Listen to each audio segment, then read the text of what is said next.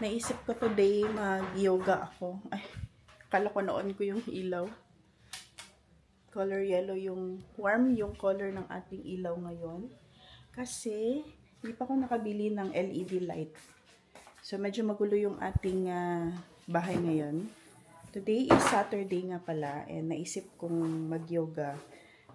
Kasi ilang araw akong hindi nakapag-workout dahil nag-rest lang ako.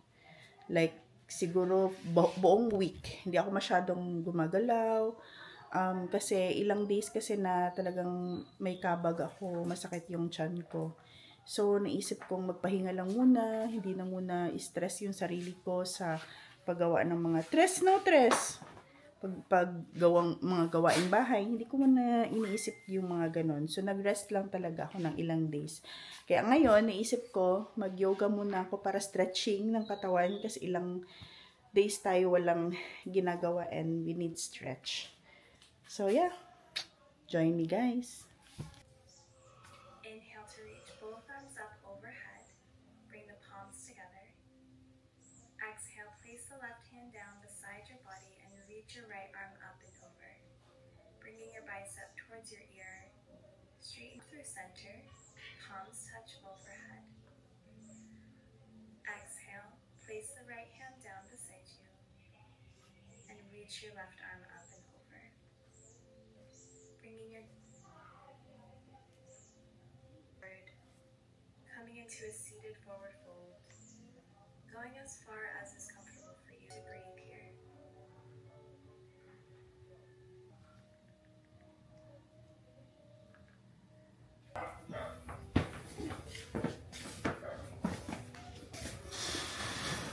I'm done! Gusto ako nag-yoga. And, naalala ko, kailangan ko palang kunin yung labada namin. Kasi kahapon, the other day, nagpalaba ako. Tapos, kinuha ko siya kahapon. Pero, nasa kotse lang siya. So, kunin natin.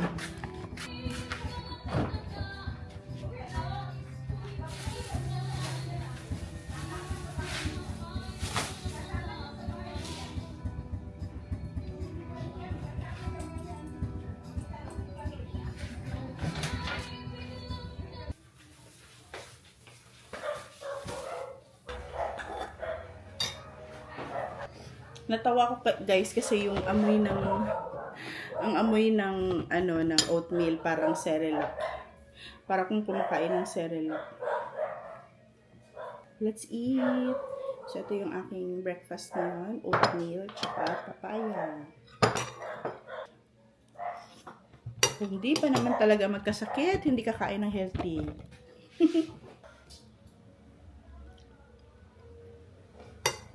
So, update sa vasculitis ko, guys. Update sa mga red spots na lumalabas sa paa ko. Nag-fade na yung mga last week na tumubo. Tapos yung, nung Monday yata, yung bago lang, nag-fade na rin. Medyo nag-brown na rin siya. Medyo nag-brown na siya and papunta na din sa mag-fade na. So, wala na rin bagong tumubo. Hopefully, sana wala nang tutubo pa.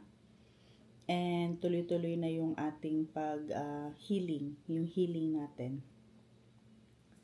And medyo, yun na nga, may konting sakit pa rin yung tiyan ko. Merong parang feeling ko bloated pa rin ako. Kaya ito yung kinakain ko mga light lang muna na pagkain.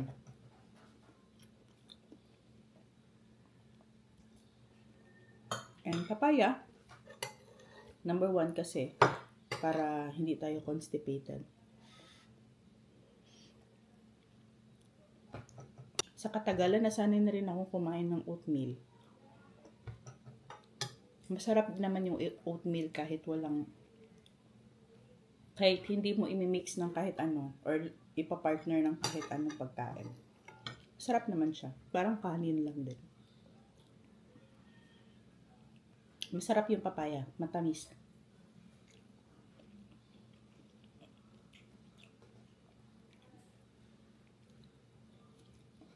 Hi guys! Andito kami ngayon sa Crocodile Park. Kasama ko si Yuri. Supposed to be dapat magpapa-check up ako guys. Kaya lang, nag-CR kasi ako. Medyo I feel better nung after ko nag-CR. So, sa ilang days na hindi ako nakapag-poop, siguro yun ang reason bakit sumasakit yung tiyan ko. And now, I feel better na. Ano lang guys, isa rin ba kayo sa mga yung natatakot magpa-check up kasi natatakot kang malaman kung ano yung sakit mo? Actually yun ako. Kaya ilang days ako talaga nag-decide, sabi ko magpapa-check up ba talaga ako o hindi. Kasi natatakot talaga ako kung malaman kung ano yung sakit or ano yung sasabihin ng doktor. Kaya tiniis ko lang yung pain sa katawan ko, sa tiyan ko. Pero ngayon, may ginagawa lang ako din na mga things for myself. I mean, sa health ko.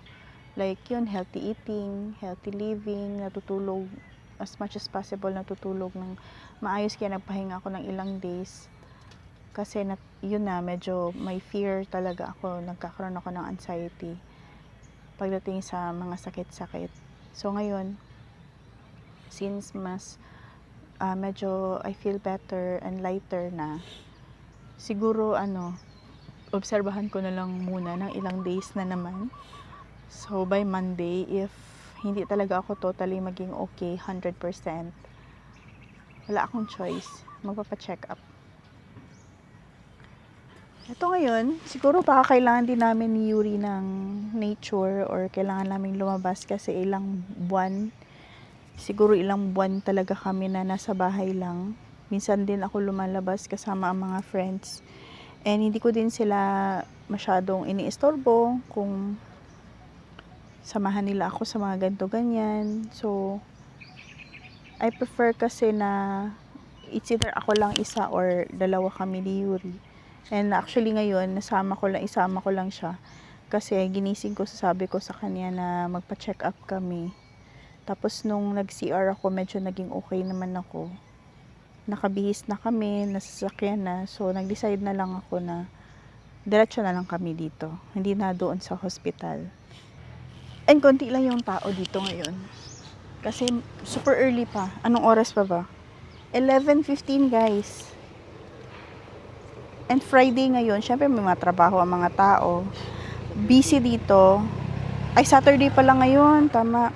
So, mamaya siguro mga alas 3, alas 2, baka dadami na yung mga tao dito. Baka mapuno na itong lugar na to dito. Malaki kasi to. Sabi ko kay Yuri, mag-crocodile park na lang kami. Hindi naman din kami ready talaga. Lumabas lang kami para magpa-check up sana. And then, we ended up here. And mas gusto ko siya. Taho lang ga, you like? Pwede ba ako magtaho?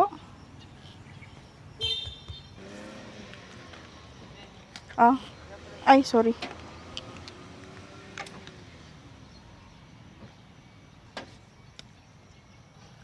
May flavor pod ka? Wala, ma'am. Nasa stall na ko. Asa rin mo stall? Nada sa Crocodile Park, ma'am. Diri sa sulod? Sa sulod.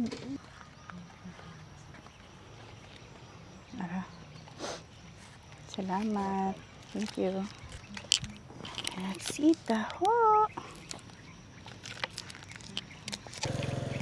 Sige, tikman natin yung taho niya guys kung masarap. Okay lang siguro ako ng taho, no? Taho is tofu, di ba? No, pwede ako. Pwede sa kaya lang matamis. So let's try taho ni Kuya.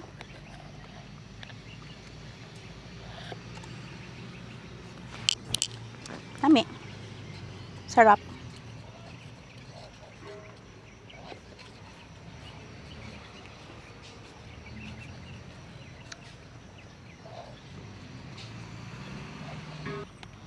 Dito walang internet, walang computer, walang four corners ng bahay. Just you and the nature. Sana marami pang ganito, no, na pwede nating puntahan within the city lang. Kasi usually, mga ganito nature, kailangan kang pumunta sa malayo, 1 hour drive away, mga 30 minutes drive, 40 minutes drive. Sana yung mga ganito lang, somewhere, kung magsawa ka dito, punta ka na naman sa iba, yung ganun. Tsaka within the city lang. Kasi ito yung totoo lang. Gusto kong gusto kong pumunta sa mga lugar na malalayo. Ang problem ko lang, ang worries ko lang talaga is yung sasakyan. Ayoko siya ma-over drive, yung parang ilong drive ko siya lagi kasi syempre second hand siya, mga nasa 13 years na rin tong sasakyan na to, kaya ayoko siyang ma-over sa kakadrive sa mga long drive ko, kaya within the city lang ko lang siya gagamitin. And syempre mahal yung maintenance, guys, ng sasakyan, so as much as possible iwas tayo sa mga sira-sira, ganun. 'Di ba? Baka masira. So, hindi ko na magamit sa city. May mga pupuntahan kami, mag-grocery, or may mga lakad kami ni Yuri, hindi na namin magagamit kasi syempre, sira na. And mahal pa naman na magpaayos. So, kaya inaalagaan ko talaga itong sasakyan na to na soon, siguro if magkaroon tayo ng pagkakataon, makabili tayo ng brand new talaga na sasakyan or mga latest na sasakyan na pwede natin i-long drive, siguro pwede yon. Or mag-rent ako ng sasakyan para i-long drive, ganon. Pwede yon. Anyway, kain tayo taho, guys. In fairness, masarap yung taho niya, kaya alam, medyo mahal. Kasi meron kaming binibilhan ng taho sa amin. Yung 50 pesos, isang malaking, yung mga malalaking mug namin, yung ginagamit namin, ito medyo mahal lang ito. Pero same lang siya ng lasa doon sa dumadaan sa bahay namin. Lipat kami, guys, kasi meron mabaho yung parang patay. Amoy patay. Amoy patay yung paligid. Kaya transfer na lang kami.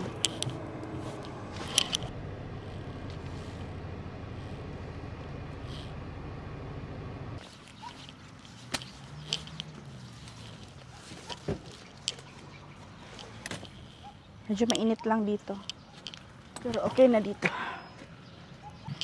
So, lakad-lakad lang muna tayo, guys. Enjoy lang muna natin tong nature. Yung anak ko gusto nang umuwi. Pero ako ayoko muna. So, kailangan niya munang enjoy itong nature na to. Kasi hindi niya to na-appreciate. Dahil mas okay sa kanya yung computer. Gusto niya yung laging nagko-computer. Ganon. Siyempre, masaya naman siya na naglalaro kasama yung mga friends niya, ganun. Pero iba pa rin kapag ilabas natin yung mga anak natin. Kahit ayaw nila,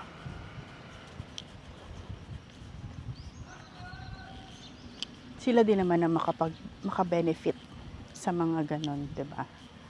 Ito lang, walking lang tayo. Ayun siya. Ayun siya.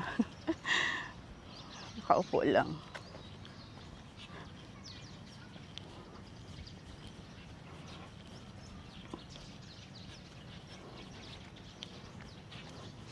Ang daming birds, guys.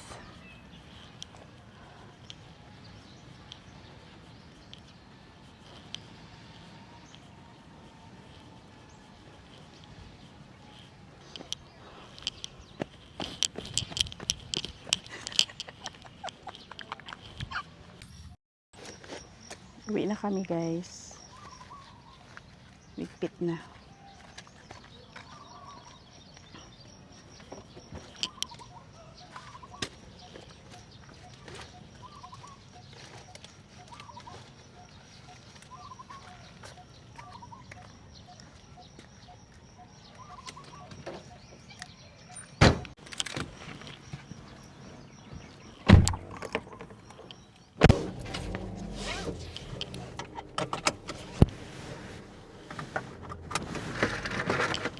Okay, yun lang ang aming bonding. Tambay lang. Pero nakapag-relax. At least, na-relax tayo. Yun lang naman importante, makapag-relax.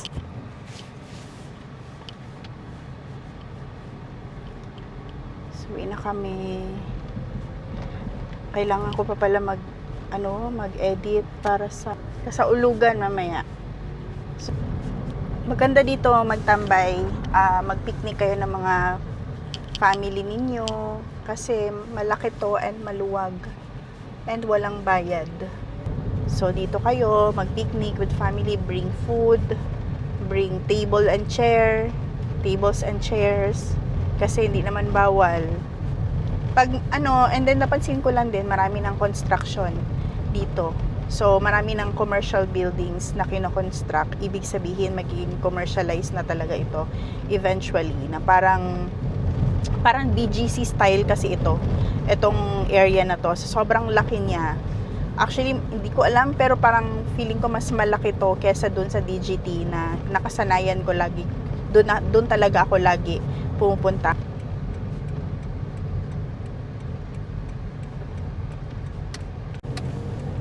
Guys, riverfront. So,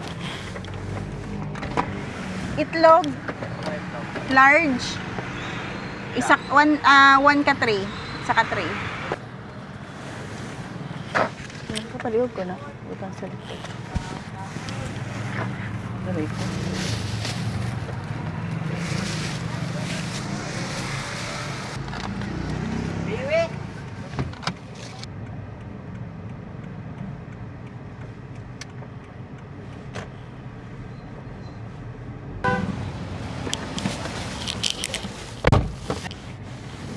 So, nakabili ako ng fruits, guys. Meron tayong watermelon, avocado, and papaya.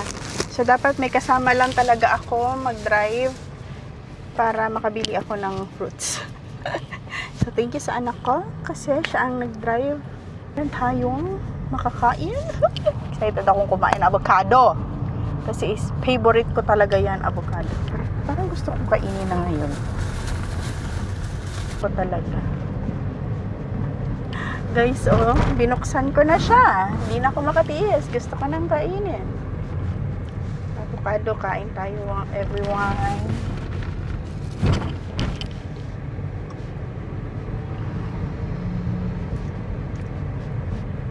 Kalami. Malagkit. Masarap siya, guys.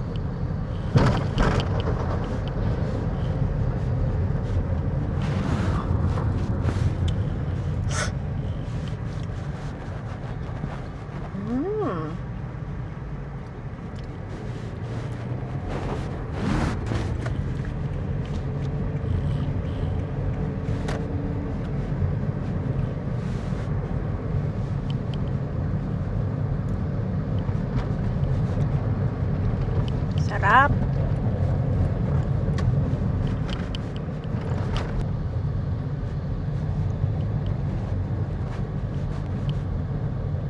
We're home, guys.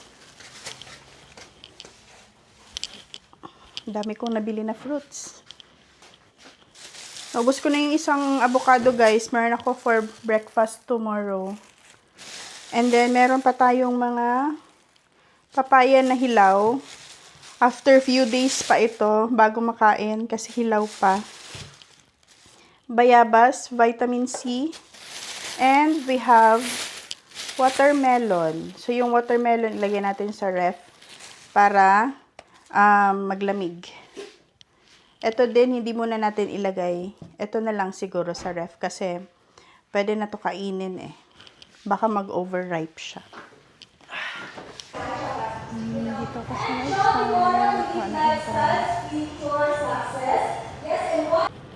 So, guys, kakagaling ko lang sa lifestyle office. Bumili ako ng Intra juice para sa akin. So, naubos na kasi yung akin. Actually, matagal na ako hindi nakainom nito. So, ngayon, inom tayo ulit for our health. Actually, gusto ko na uminom ngayon. Inom na tayo. Tapos, ngayon din pala, magpapamassage ako. Kasi sobrang sakit ng likod ko. And I think I need I need it. Kailangan ko pamassage talaga.